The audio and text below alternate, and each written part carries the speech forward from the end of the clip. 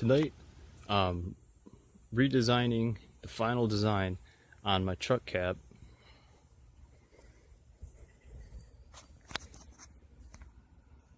I'm using regular construction to plate method to secure it and strengthen it. See, I've got one base plate right here. As of right now, I've only got one top plate. I'm gonna have two top plates. And the key to the top plates is not only when you put two on top of each other, they're stronger, but the trick is, you see how this one on this wall has almost like the top of the top plates is longer? That's because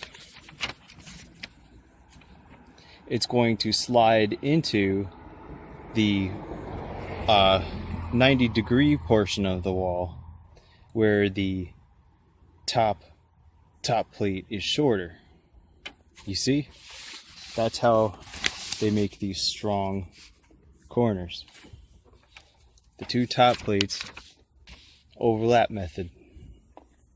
And also, you can see on this side here, I haven't moved them yet, but I'm moving these to create more of a 4x4 and keep this wide open, because if you can see just from this angle here, those two create a lot of blind spots, and from that mirror, that gap gets even smaller. So a lot of blind spots there. Keep it as open as possible. I've been just driving around, these things wobbling back and forth because they getting more wobbly every day, because all I had was those one running across here,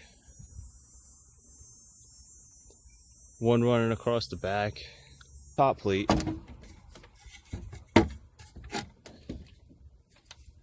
will be a little bit shorter, and then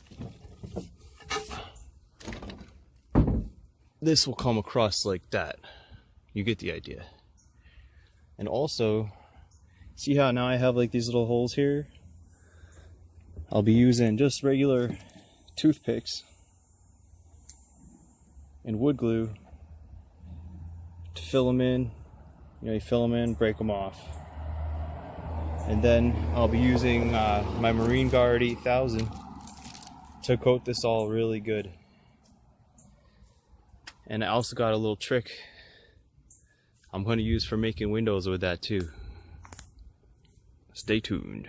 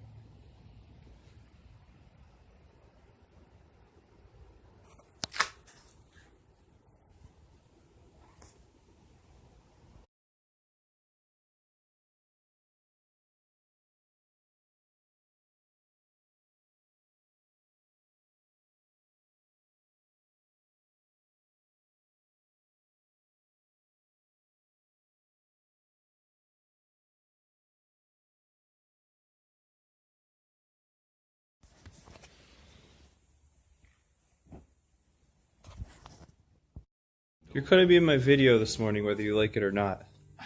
What, chewing my sandwich? Tell me what you said about my truck frame on the back. About what piece I probably need.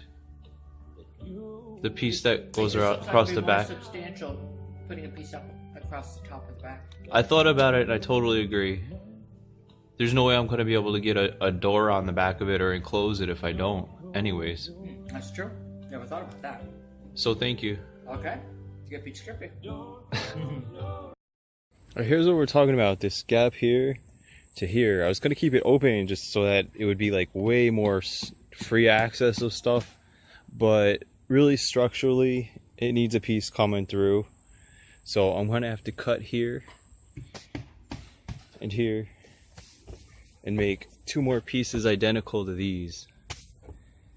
You can see how they're on here. Really cool.